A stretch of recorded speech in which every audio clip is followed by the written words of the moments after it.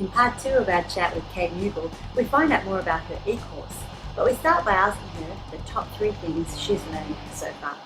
One of them probably is just it doesn't need to be perfect. It's better to just be done.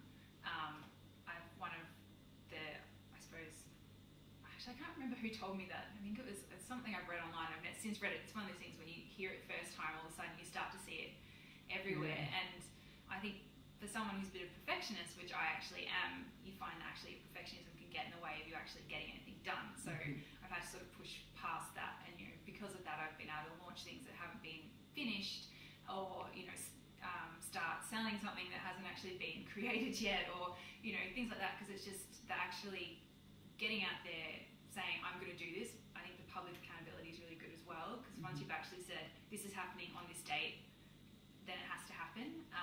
So that's probably one of them. Is like start before you're ready. Slash, it's done is better than perfect. Another one is getting help is really really important. I know a lot of people resist getting help because it's expensive, and they think that I suppose I was saying when I started, you kind of went, okay, well, I only have this little pool of money, and I don't want to spend any more than this little pool of money, and you never, as soon as you start to go, okay, but if I did this, then I could earn this pool of money, and then I could do all these other amazing things, and it's that kind of mindset shift to not just focus on what I don't have and what I can't do. And getting help, it just frees you up for so much as well. I think, like at the start, I was lucky and I had free help because I had someone who wanted to intern with me, and I got them in for a day a week, and just having that extra day of them doing all the little bits and pieces that I didn't have time or didn't really want to do. All of a sudden, I had this whole extra day that I could spend on doing stuff that would grow the business and increase our income. And then after a little while, I was actually able to pay that person and then get that person on for another day and another day.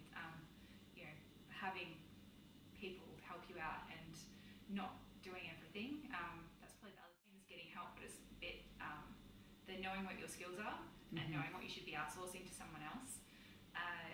At the start, I think I was a classic entrepreneur, is that I'll teach myself to do everything and then that'll be fine. But and it is good to learn some things. Like it is good to know some basic accounting and to know basic web design stuff. So if there's something little that needs to be tweaked or something breaks, you can probably have an attempt at fixing it. But yeah, you sort of get to a point where spending 3 weeks rebuilding your website is not the best use of your time, because everything else comes to a grinding halt. Sounds like the voice of experience there, Kate. Yeah. So I've done that, and you'll normally crash it anyway and end up having to pay someone to fix it. So it's better to just get them to do it in the first place. Yeah. But yeah, so that's my 3 things. What advice would you give to others who are looking to get into journalism or marketing or publishing themselves? Start a blog. Definitely start a blog. I think for 2 reasons. One, it's actually gets you in the habit of having to come up with ideas, having to create content every single day, and that's something that will be an obstacle if writing is what you want to do for a living. So it's something you probably want to learn sooner rather than later. And the other thing is that it's it's like your CV these days. If you want to do anything, whether it's anything in fashion, photography, media, writing, if you're going to be an editor or whatever, you have to almost have already done it and already have the skills and be able to say, hey, this is me, this is what I can do. Because people just expect it now, and you've got all your competitions doing it. So if you're the only CV that was like, oh, I really want to get into writing, but I haven't really written anything lately, then it's probably not that good a look. So yeah, start a blog, and commit to blogging at least once a week, and you'll find it'll also help you hone your style and your voice, and it's such a valuable tool, even if it's not your what you don't want to be a blogger, just for a career in general. I think it's really essential. Okay.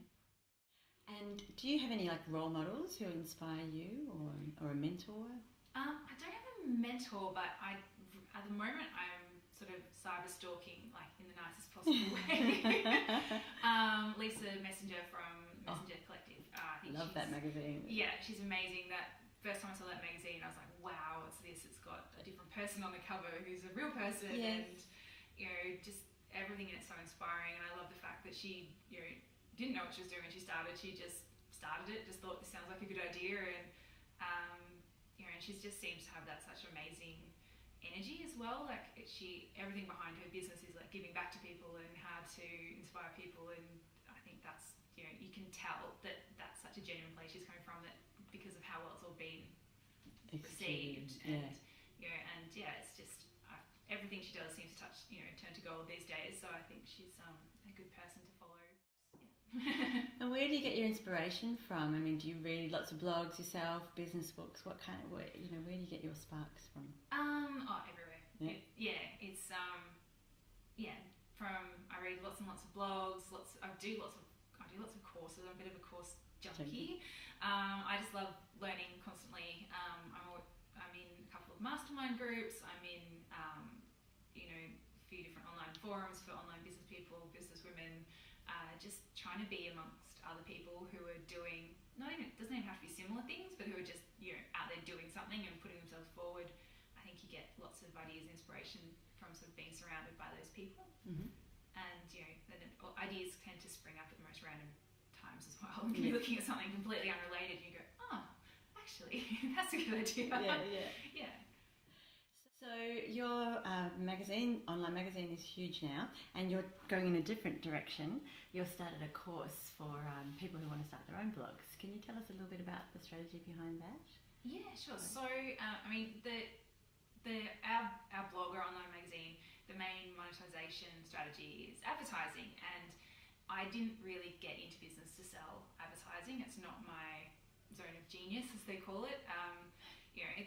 I'm more than happy to do it. I've become used to it over the last 7 years, but I'd rather that wasn't something that was such a large part of my job. So a few years ago, I started to think about what are other ways that we can sort of monetize the site, and we've explored a few different things, some smaller e-products like ebooks, and we had an online store for a little while, which just took up way too much time.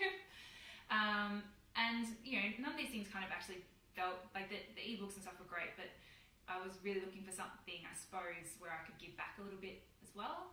I don't know, had a bit of guilt that my job was just about talking people into buying a pair of shoes. Like that was kind of like the best result that I sort of felt I got out of what I did, and I really wanted to to be able to help people in some way. And there just seemed to be a bit of a gap in the market of people actually talking about how you can make money from a blog. Like there's lots of people who's like, this is how you make money online, and it's some awful scammy cheesy thing, but you can make money from blogging. I've done it, and I don't think that it should be something that's like held like a close secret, like no one else should be able to know about it, because none of it's secrets. It's just knowing what to do and when and how often to do it.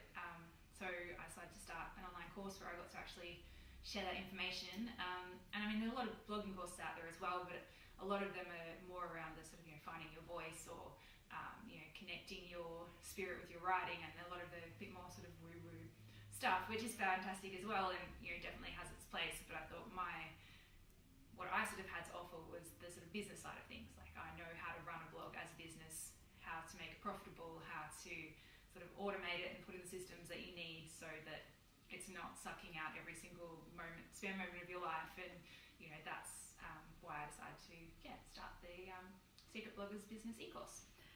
And that's been really well received.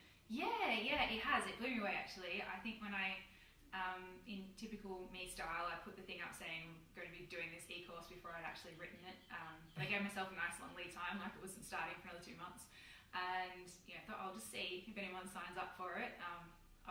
My original goal was to have 20 people sign up for it. That was going to be awesome. I think we got 130, so I was I was pretty happy with that. That's awesome, isn't it? Well done. What comes next then for the next few years for Drop Dead Gorgeous Daily and the Secret Bloggers Business? World domination on the horizon? Yeah, world domination definitely. It's always on the horizon somewhere. For Drop Dead Gorgeous Daily, I think at the moment we've got sort of 2 new focuses. One is getting more of our content, making it even more shareable. So we're starting to do more videos, doing a lot more stuff in-house, whereas previously we sort of tend to highlight things that other people had done. So we do a story that was like the 10 best recipes for, I don't know, pulled pork or something like that.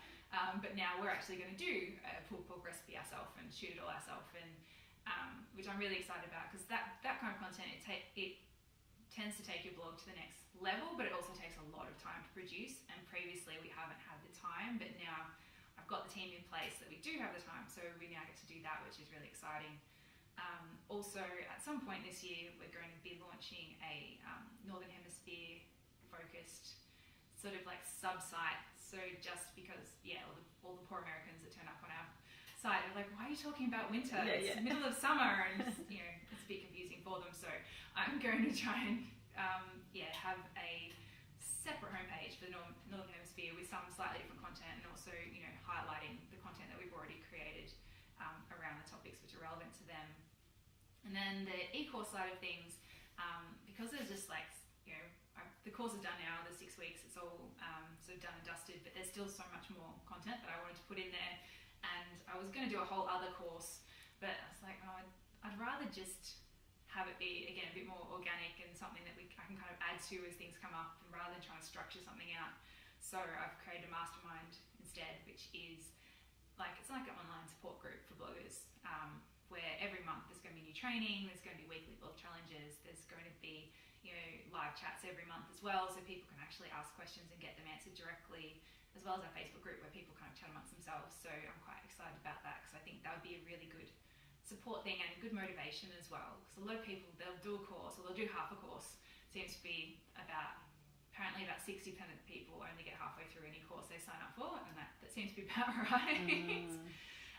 But something like this, which is just smaller, sort of more bite-sized pieces regularly, I think is that might suit some people better, to actually get them to do the steps that they need to do to get to where they want to go, and that's sort of the whole point of it. So what are the best bits about what you do? I love working with the team that I work with.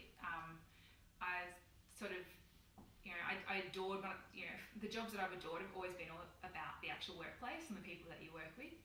And for the first few years I was working by myself, and that was great, a little bit lonely. So to now be, have got like a team of 4 girls who help me out, and they're all fantastic, and we all get along like family. I love coming into the office every day, and everyone sort of huddles. Well, I don't remember the heater at the moment, not huddling around a water cooler, but a little winter in Melbourne. But yeah, that's really fun, and I've always been a bit of a, I suppose, problem solver. Like, I love going, okay, we need to figure this out. How do we do that? And let's try some things and see what works, and playing with all the different bits and pieces. And that's, I get to do that every day as well. So that keeps the job sort of fun and interesting. And what are the hardest bits or the challenging bits? The hardest bits are the boring things that you have to do.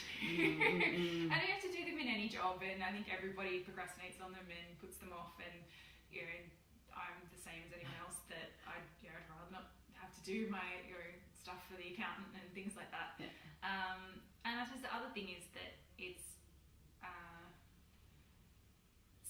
still at the moment for me, I still some days I go, it'd just be so nice to have like a regular income, because our income is so sporadic still. Like, we do this launch and that's amazing, and then you can have a quiet month. And so I mean, my goal is by the end of this year for to have things be a bit more sort of regular and reliable. I mean, we're never sort of at the point where we're all having to eat too many noodles or anything, but it's just the roller coaster ride of being self-employed is often challenging. So yeah. And finally, if you could go back in time and give advice to your teenage self, what would you tell her? That high school will be over soon. Yay! And that when you're older, you're going to have a terrible memory and you won't even remember high school. So just have fun and enjoy yourself. I suppose, I don't know, because there's nothing really I do differently. So I wouldn't want to sort of get in my own way by tipping myself off about anything. Yeah. I suppose that the only one regret I have is probably that I didn't stay in London as long as I should have, or not should have, but I sort of had a family member passed away, and our apartment got burgled, and a couple of things happened in a short period of time, and I just went, I hate this place, I'm leaving. And I don't think 18 months is quite long enough, but I'm only 32, doesn't mean I won't go back. So maybe you can open a London office. Yeah, exactly. Before long. London office, Paris office, New York office. and a Hawaiian one or something, or somewhere warm. I love it. Yeah. There's the grand plan right there. Yeah, just places that I would like to, circulate my time throughout the year.